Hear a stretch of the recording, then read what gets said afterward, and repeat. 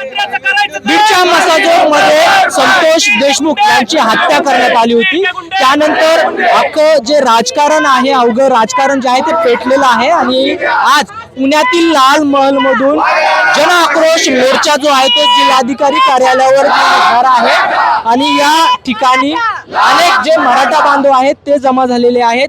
त्यांच्याकडनं आपण नेमकं जाणून घेऊयात आजचा जो जन आक्रोश मोर्चा आहे तो कशासाठी आहे आणि नेमकी तुमची मागणी काय आहे।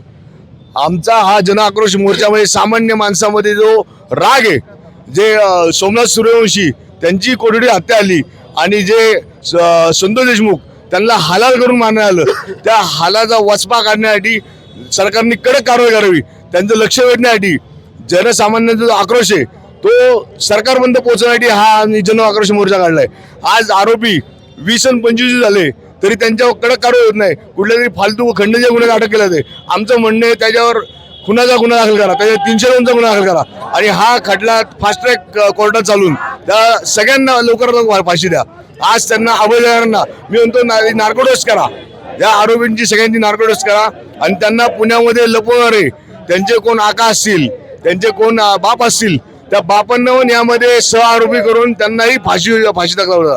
कारण गुन्हेगार जेवढा गुन्हा करण्यात सहभागी असतो तेवढाच त्याला लपवून ठेवणार, तेवढाच त्यात दोषी असतो।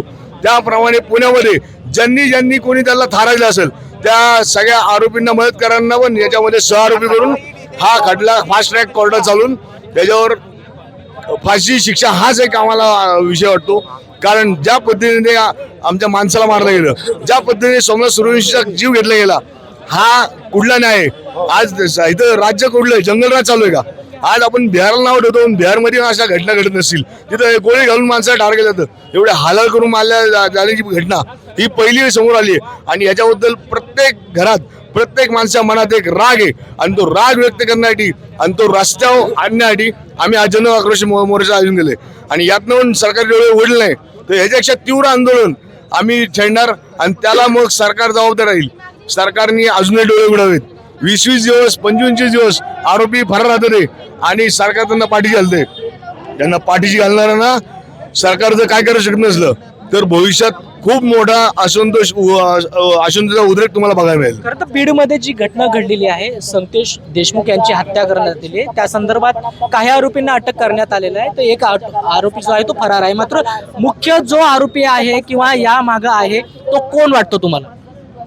काय झालंय माहिती का, सरकार येडे आहे का आम्ही येडे हा प्रश्न पडलेला आहे। सरकारला असं वाटतंय जनता येडी आहे, सह आरोपी आणि मुख्य आरोपी कोण आहे ते सरकारला माहिती आहे, सगळी जनता सांगते की मुख्य आरोपी वाल्मिक कराड प्रमुख आरोपी।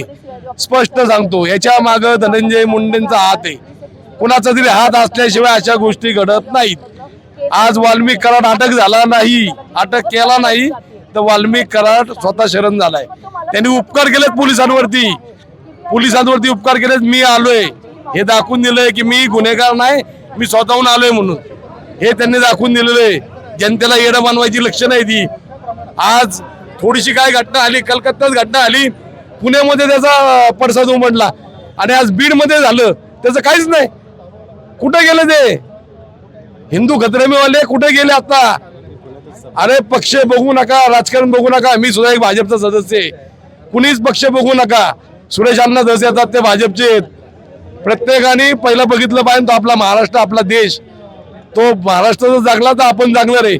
या अशा घटना जर घडत असल्या तर एका वेळेला असं होईल की असंतोष निर्माण होईल आणि सगळीकडे दंगली होतील, जसं बांगलादेशमध्ये झालं ना तसे प्रकार महाराष्ट्रात व्हायला नको। त्यासाठी सरकारने आत्ताच काळजी घ्यायला पाहिजे।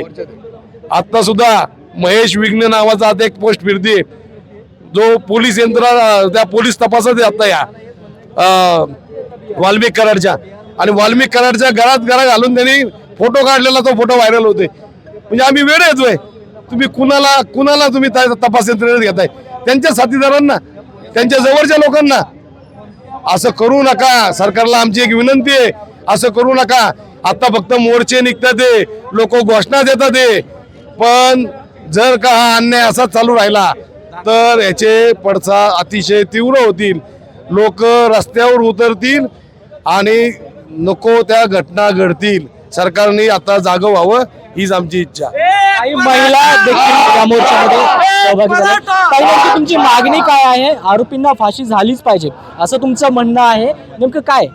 बघा, मागणी अशी आहे की जे काही आरोपी आहेत या गुन्ह्यामधले मुख्य आरोपी आणि मुख्य सूत्रधार जे आहेत, जसं मी सांगितलं की तो 20-21 दिवस मला सांगा फरार होता. बाकीचे जे पण आरोपी होते त्याच्यामधले सह आरोपी म्हणू आपण, तर ते पण फरार आहेत. मला आज सांगा त्यातल्या आता 2 जणांना पकडले, 1 जण झाला आणि 1 जण पुण्यामध्ये येऊन सरेंडर झाला CID ऑफिसला. त्यांनी गुन्हा कुठे केला मला सांगा?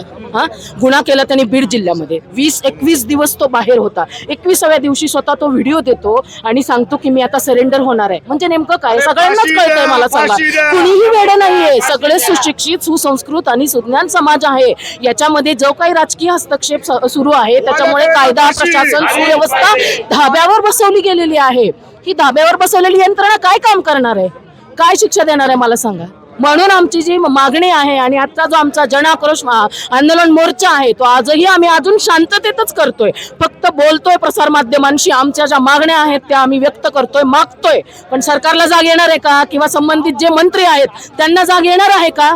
बघतोय ना आम्ही. आज 25 दिवस उलटून गेले. मला सांगा काय झाली प्रक्रिया तिथं? काय झालंय? सूर्यवंशी भाऊ असतील, मला सांगा, आमचे देशमुख बंधू असतील, काय केलंय तुम्ही सांगा आम्हाला. तुमच्याकडनं आम्हाला अशी कोणती बातमी मिळालेली आहे आणि आमच्या कोणत्या बातम्या किंवा कोणत्या मागण्या पूर्ण झाल्यात किंवा त्या पूर्णपणे समाजापर्यंत किंवा प्रशासनापर्यंत पोहोचवल्या गेल्यात? तुम्हीही सांगा आम्हाला.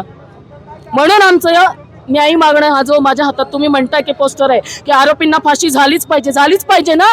कुठल्या पद्धतीने मारलंय मला सांगा? पोलीस कोठडीमध्ये सूर्यवंशी दादांना झालं आणि संतोष देशमुखांना तुम्ही फोटो बघा. कुणीही फोटो बघू शकत नाहीये तो. आमचं या न्यायी मागणं हा जो माझ्या हातात तुम्ही म्हणताय की पोस्टर आहे की आरोपींना फाशी झालीच पाहिजे ना. कुठल्या पद्धतीने मारलंय मला सांगा? पोलीस कोठडीमध्ये सूर्यवंशी दादांना झालं आणि संतोष देशमुखांना तुम्ही फोटो बघा. कुणीही फोटो बघू शकत नाहीये तो. एकही जागा शरीराची कुठलीही अशी कातडी तुम्हाला दिसणार नाही. इतके तिथं उरण पडलेले आहेत. एन्काउंटर झाला पाहिजे. डोळे सगळे त्यांच्या लायटरनी जाळलेले आहेत. मला सांगा काय? आरोपींचा एन्काउंटर झाला पाहिजे. नक्कीच झाला पाहिजे. ताबडतोब झाला पाहिजे. व्हायलाच पाहिजे. कशासाठी ठेवायचंय त्यांना? या सगळ्या लोकांचे हे अशी कामं करण्यासाठी, धंदे करण्यासाठी ठेवायचे का मला सांगा? असले उद्योगधंदे ज्या समाजाच्या जीवावर तुम्ही निवडून येता, ज्या समाजाने तुम्हाला लोकप्रतिनिधित्व दिलेलं आहे, त्यांचं लोकप्रतिनिधित्व करायचं सोडून तुम्ही त्यांची निर्गुण हत्या करताय. कसला प्रकार आहे हा? कुठला? बिहारपेक्षा भयानक प्रकार आहे हा बीड मध्ये आलाय. पुण्यात यायला किती वेळ लागेल? मुंबईमध्ये पोहोचायला किती वेळ लागेल? आणि का शांत बसायचं लोकांनी? का तुम्ही सगळ्यांना आज दाबताय मला सांगा? कोणाशी बोलू देत नाहीये, कुठल्या लोकांना इथे फिरकू देत नाहीये तुम्ही. आम्हाला ही बातम्या कळतात, आमच्यापर्यंत पण येतात ना. हे का? कशासाठी हे सगळं? पोलीस प्रशासनाला तुमचं काय आव्हान असेल? पोलीस प्रशासनाला काय आव्हान आहे?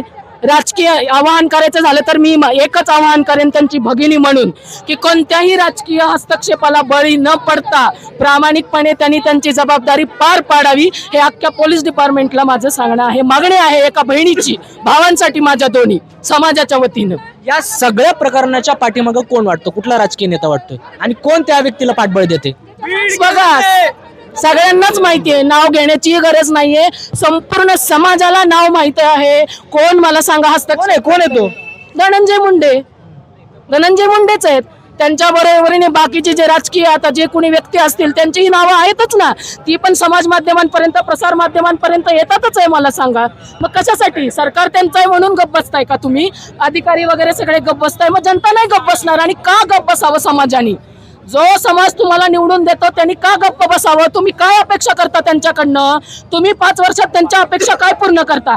त्यांचीच मतं घेता, त्यांच्याकडनंच कामं करून घेता, तेच कार्यकर्ते तुपलून घेता. तुम्ही काय करताय? समाजावर अन्याय करता, निर्गुण हत्या करता राक्षस वृत्तीने आणि त्या प्रकारच्या लोकांना तुम्ही पाठीशी घालताय. हे सरकार आणि हे प्रशासन महाराष्ट्रात होतं का हे पूर्वी? याचाही विचार करा. पाठीमागची तुम्ही बघा.